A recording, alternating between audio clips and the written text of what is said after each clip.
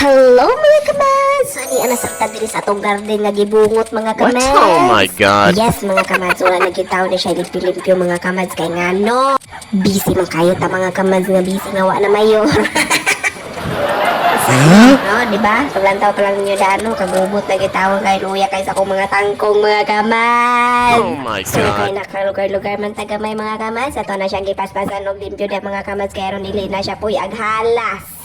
So ani nga time mga kamads, ato na siyang gihuktan ang mga talong mga kamads kay nanghigda nagitaw na sila mga nang luod nagitaw na tong mga talong mga kamads kay ngano.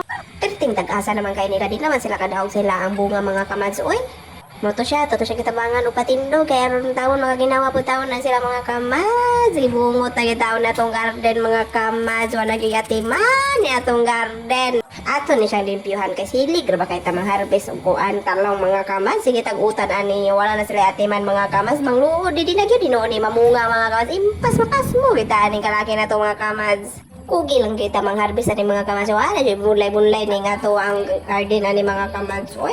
So mao to siya mga kamads ato na taong gilampas ang atong pipino mga kamads kay tiguwang na gyud taon mga kamads sa unsaon na gyud taon na to mga kamads tiguwang na gyud mga dahon mga kamads nga laya na gyud taon siya mga kamads. So kay dili man nato ni siya matabang og limpyo mga kamads isang adlaw mga kamads.